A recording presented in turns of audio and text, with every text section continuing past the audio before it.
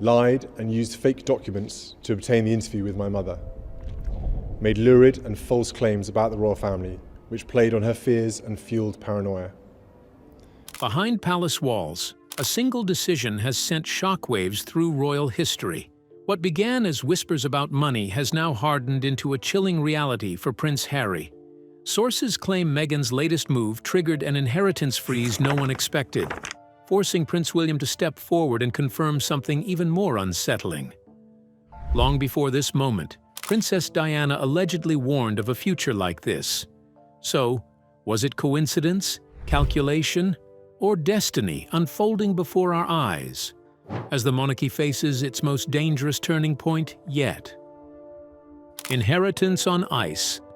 In an unprecedented move that has sent shockwaves through the royal family and beyond, Prince Harry's inheritance from his late mother, Princess Diana, has been officially frozen. The announcement, made with precision and legal authority, was not a response to public gossip, tabloid frenzy, or any lingering personal grievances. Instead, it reflects a careful, deliberate decision by the palace, grounded in law, tradition, and the protection of Diana's carefully constructed legacy. Before the sun rose on January 17, 2026, senior officials at Clarence House quietly but decisively approved the immediate suspension of all distributions from the trust tied to the Duke of Sussex and his dependents. What makes this action so extraordinary is the reason behind it. For the first time in history, a long-dormant clause within Princess Diana's trust, a provision created to safeguard the integrity of her bloodline, has been activated. According to palace sources, this step was not taken lightly. It was triggered by new developments directly linked to Meghan Markle, which raised unresolved questions about the lineage of beneficiaries and their eligibility under the terms Diana herself had set decades earlier. In other words, the palace acted not out of scandal or speculation, but out of legal necessity. A formal statement, read under the authority of Prince William, left no room for misunderstanding. This was a precautionary measure, a safeguard designed to protect the estate and the integrity of Diana's wishes. It was explicitly not a punishment aimed at Harry, Meghan, or anyone else. Yet, in the language of royalty, the implications are seismic. Activating the clause sends a clear message. This is not a mere controversy to be managed quietly behind closed doors. It is a structural concern, one that touches the very foundations of the royal family's future and the continuity of Diana's carefully curated legacy. Royal observers note that the clause itself is precise and unyielding. It is not concerned with behavior, reputation, or public opinion. Its sole purpose is to ensure biological and legal clarity. Until the emerging questions are fully resolved, no inheritance can flow, no trusts can be distributed, and no assumptions can be made about entitlement. This legal action transforms what might have seemed a private or personal issue into a matter of lasting consequence, one that could redefine how the House of Windsor approaches succession, transparency, and the protection of its most cherished legacies. The freeze of Harry's inheritance marks a moment of rare clarity and unprecedented authority within the monarchy. It is a reminder that even in the modern era, tradition, law, and foresight intertwine in ways that can reshape lives overnight. The palace has spoken, the trust has been secured, and the questions now remain. How will the Duke respond? And what revelations might yet emerge from the shadows of the past? Prince Harry's inheritance from his mother has been blocked due to his wife's suspected lineage issues. But why was Harry's access frozen? Is the palace merely punishing him for stepping away from the family? Or could this action have backing from Diana herself? Let's find out. A warning finally realized. The sudden halt placed on the inheritance traces back to an obscure legal device known as Clause 3, hidden deep within Princess Diana's sealed trust. This clause was never meant to police conduct, manage public image, or punish scandal. Instead, it addresses something far more fundamental: bloodline certainty. Clause 3 exists for one purpose alone: to restrict access to the trust unless biological descent from Diana's sons can be clearly and conclusively proven, especially when questions of lineage arise. For decades, the clause sat untouched, almost forgotten, regarded by palace lawyers as an extreme contingency rather than an active safeguard. Its activation now marks a turning point. By allowing Clause 3 to be enforced, Prince William has acknowledged that Diana's long-dismissed concern was not a poetic fear or emotional intuition, but a deliberate legal precaution designed for exactly this moment.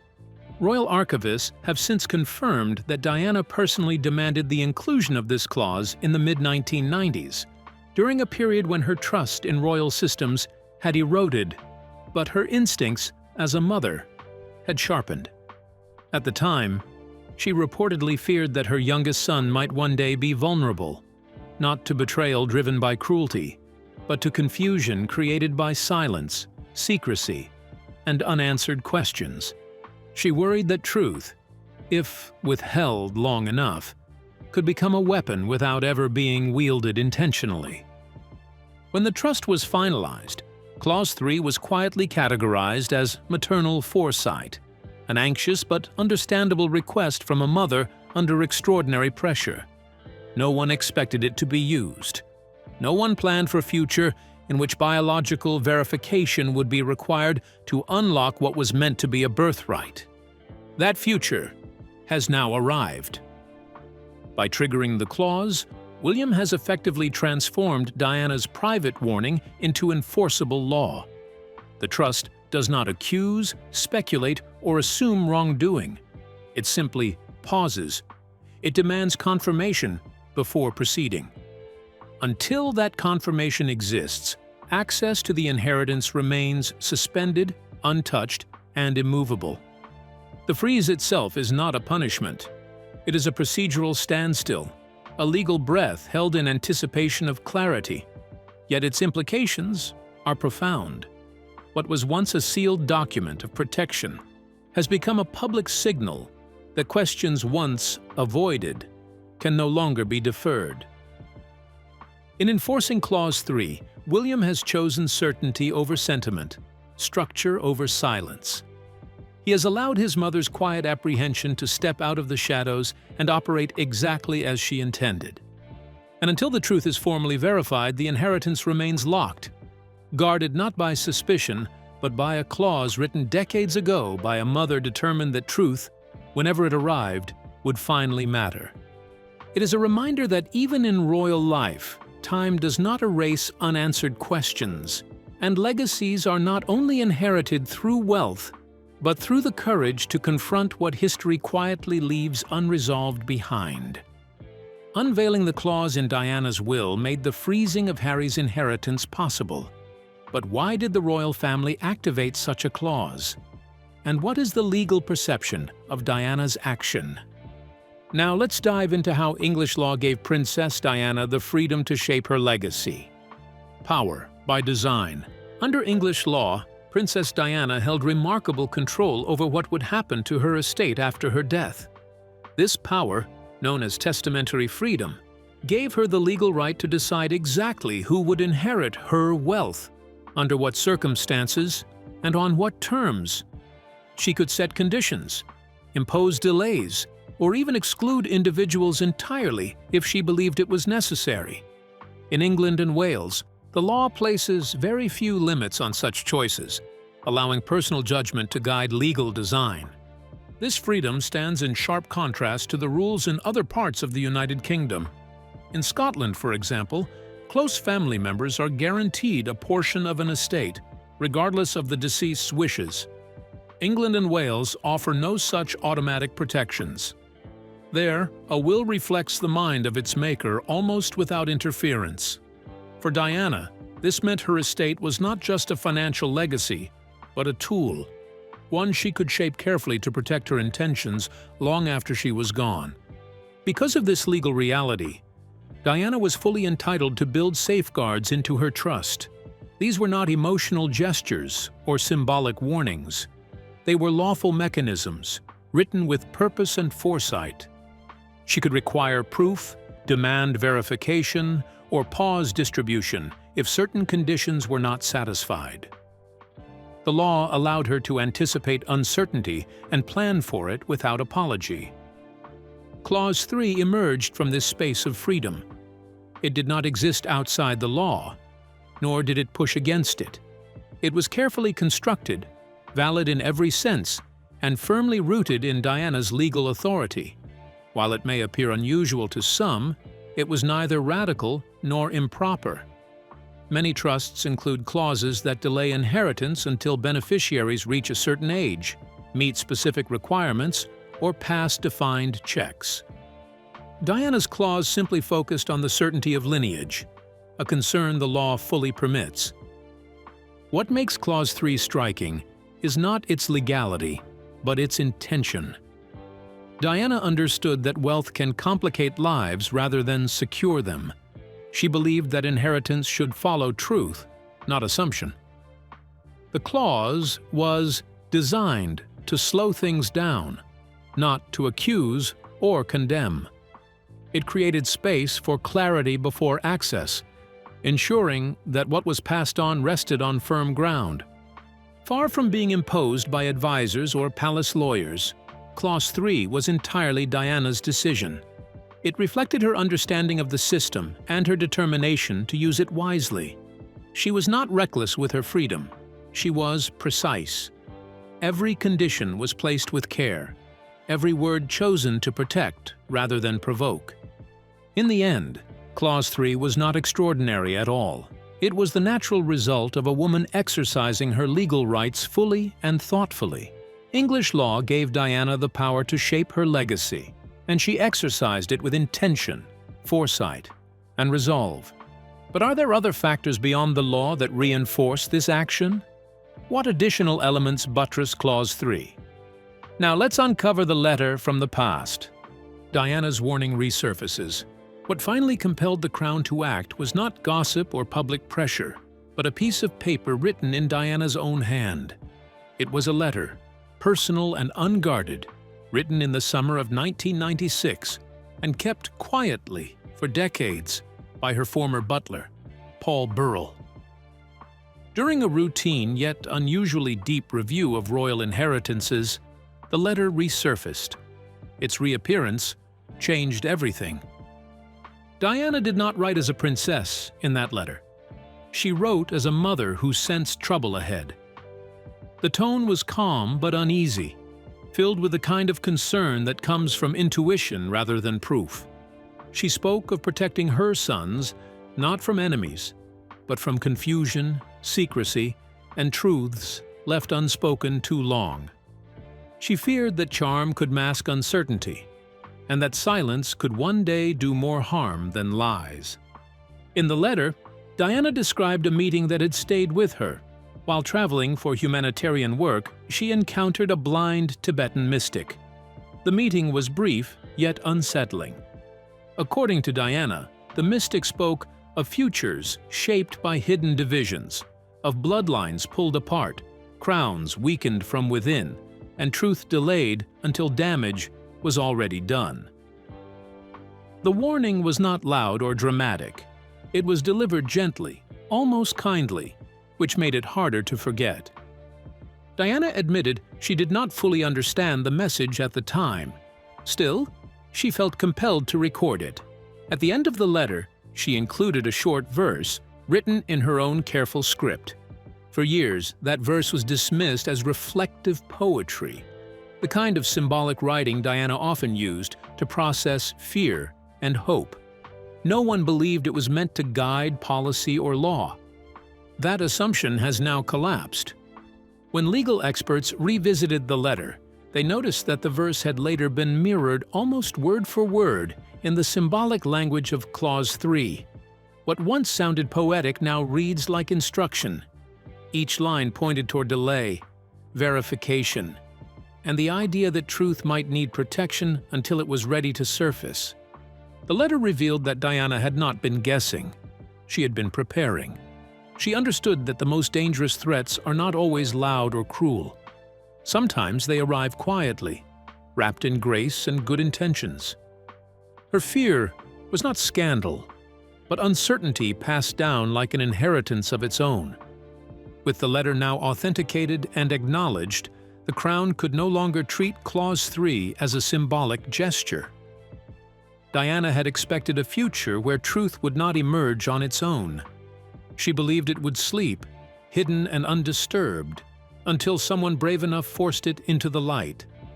That moment has arrived, turning a private letter into a quiet force reshaping history, duty, and the meaning of inheritance itself today within the royal story, now again. Beyond Clause 3 in her will, Princess Diana had a written letter to support her wishes. But what makes this clause applicable now? Could Meghan be tied to what Diana feared most? Now let's delve into how one quiet claim, timed to the past, awakened a sleeping clause. A claim that shook the throne. At the heart of the unfolding crisis stood someone no one had expected. She was not a royal, not a court advisor, and not a media figure. She was a 29-year-old American woman, known in legal records only as A.M. Until that moment, her name had never appeared in palace files or public debate, yet her calm arrival would quietly shift everything. A.M. did not arrive with anger or spectacle. She was measured, careful, and precise. She claimed in this fictional account to be the biological daughter of Meghan Markle, a claim that immediately carried explosive weight. Her stated birth date, July 1996, placed her existence at a very specific moment in time. A period of transition between youth and adulthood, between one life chapter closing and another beginning. The dates alone demanded attention. What made her presence impossible to ignore was not drama, but detail. A.M. brought sworn statements, notarized records, and a trail of documentation prepared with almost clinical care.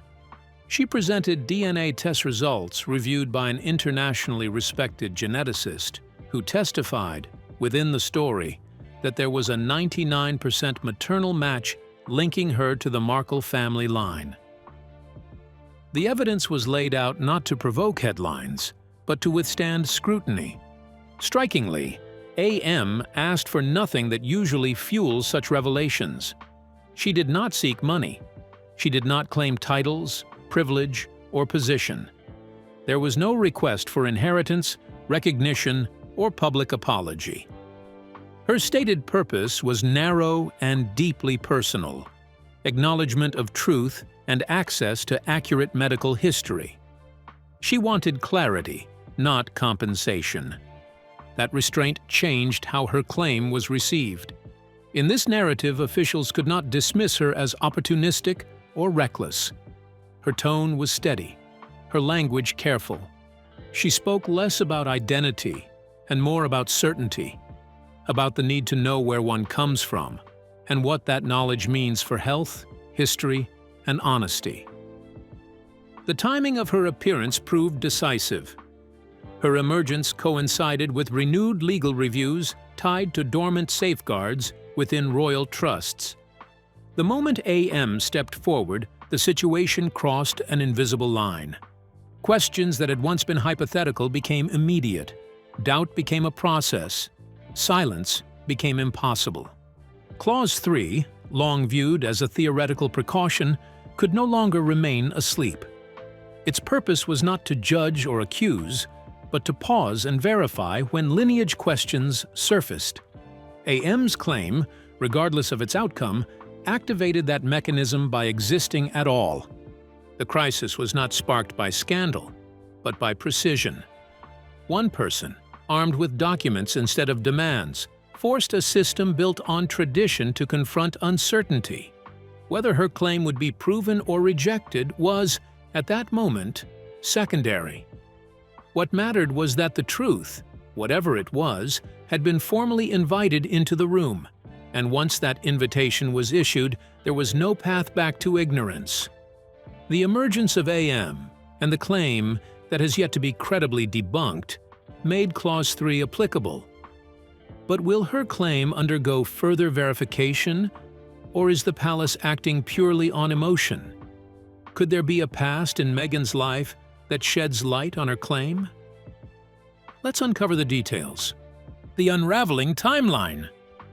As investigators in this imagined account rushed to piece together fragments of the past, a troubling timeline slowly took shape. What emerged was not a single shocking event, but a sequence of quiet details that, when aligned, raised serious questions. At the center of this fictional reconstruction was the suggestion of a hidden Catholic engagement, and possibly a brief marriage, between Meghan Markle and a man named Joe Giuliano during the mid-1990s. For years, such claims had existed only as whispers. Now, within the story, they were being treated as records worth examining.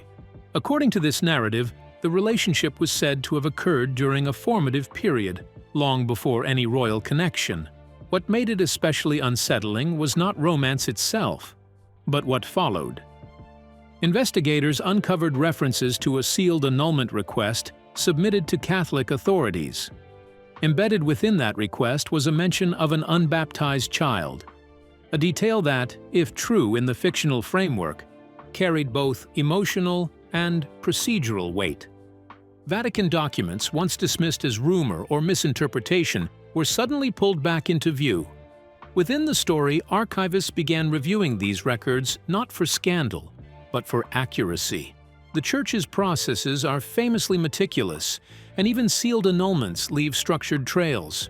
If verified, these records would suggest that key elements of personal history had remained undisclosed for decades. The issue was not morality or private choices. It was a process. Royal systems rely on disclosure during vetting, immigration filings, and marriage preparations. Omissions matter as much as false statements. A past marriage, a child, or binding religious commitments are not judged emotionally. They are evaluated legally. Failing to reveal them, even without malicious intent, is treated as a breach of procedure. That distinction became central.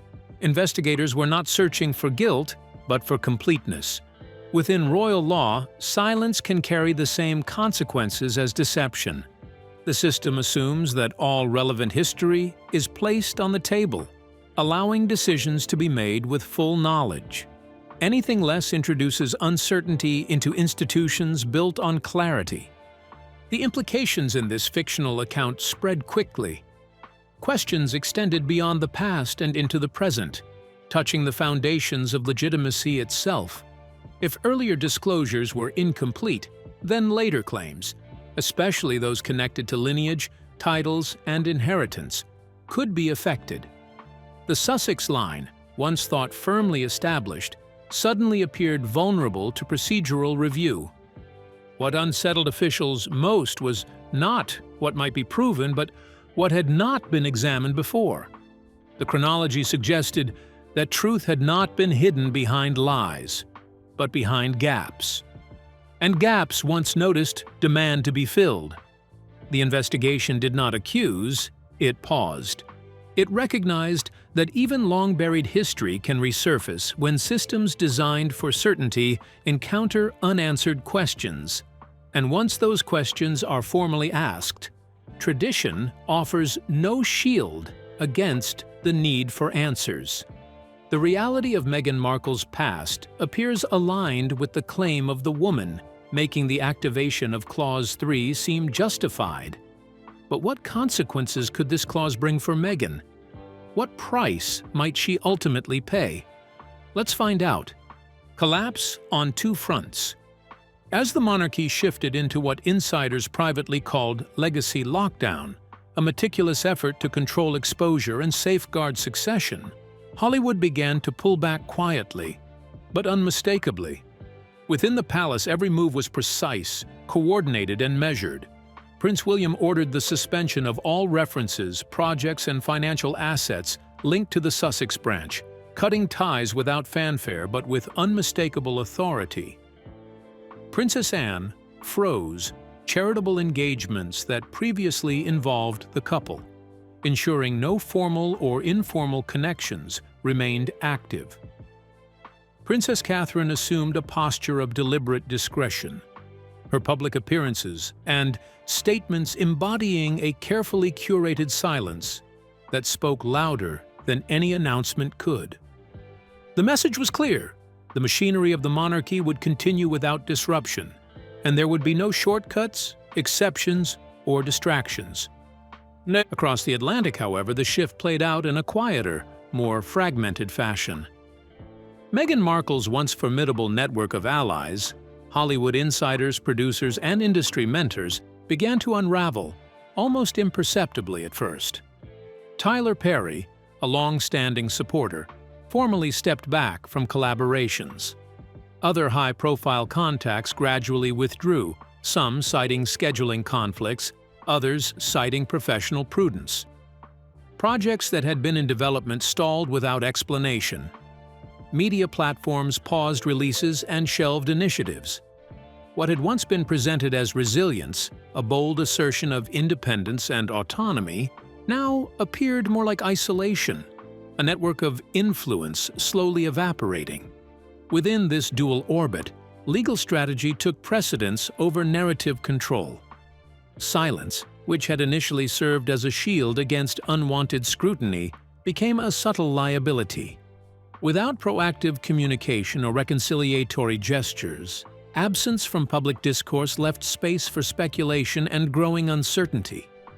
In Windsor, the approach was defensive but disciplined. Maintain continuity, enforce protocols, and prevent distraction. In Los Angeles, the absence of allies and projects created an unspoken pressure, highlighting the cost of separation in an industry fueled by visibility and momentum.